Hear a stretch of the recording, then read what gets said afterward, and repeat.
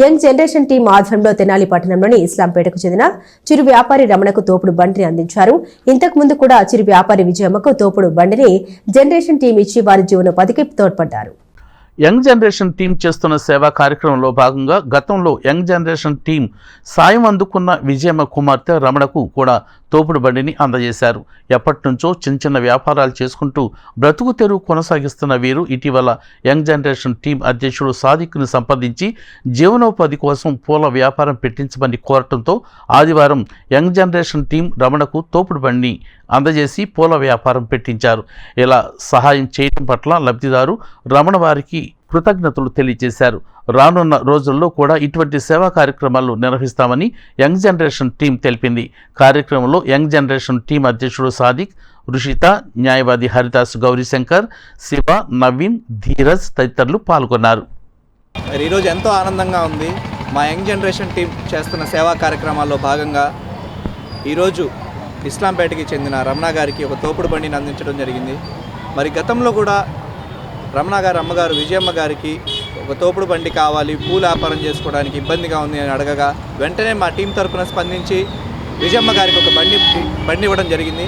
మరి అదేవిధంగా ఈరోజు వాళ్ళ కూతురైన రమణ గారికి కూడా మా యంగ్ జనరేషన్ టీం ఆధ్వర్యంలో బండి అందించినందుకు ఎంతో సంతోషిస్తున్నాము. రానున్న రోజుల్లో కూడా వీళ్ళ కుటుంబానికి ఎటువంటి అవసరం ఉన్నా సరే ఇలానే ఎవరైతే నిరుపేదలు ఉన్నారో వాళ్ళందరికీ మా సేవలు ఎల్లప్పుడూ తోడుంటాయని తెలియజేస్తున్నాము. మరి ఈ రోజున తెనాల్లో ఇస్లాంపేటకు చెందిన రమణ అనే మహిళకి యంగ్ జనరేషన్ వెల్ఫేర్ సొసైటీ వారి ఆధ్వర్యంలో మరి పూలు అమ్ముకునేదానికి తోపుడు బండి ఒకటి ఇవ్వడం జరిగింది. చాలా సంతోషం. మరి ఫౌండర్ సాదిక్ గత 4 సంవత్సరాలుగా అనేక సేవా కార్యక్రమాలు చేస్తూ చదువుకుంటూనే మరి తన తోటి విద్యార్థులతో మరి వారికి సంబంధించినటువంటి బంధువులతో, ఫ్రెండ్స్ అందరితో కూడా సేవా కార్యక్రమాలు చేయని ఒక సదుద్దేశంతో మరి అనేక సేవా కార్యక్రమాలు ఈ రోజున తెనాలి చుట్టుపక్కల పరిసర ప్రాంతాల్లో చేస్తూ ఉన్నాడు. దాదాపుగా ఇది 1150 కార్యక్రమాలు దాటినాయి.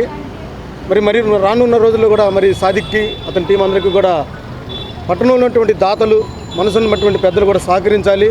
ఎందుకంటే చాలా నిరుపేద కుటుంబాలని వారు స్వయంగా వెళ్ళి పరిశీలించి వాళ్ళ కుటుంబ స్థితిగతులను అధ్యయనం చేసిన తర్వాతే వారికి సహాయం చేయడం జరుగుతూ ఉంది.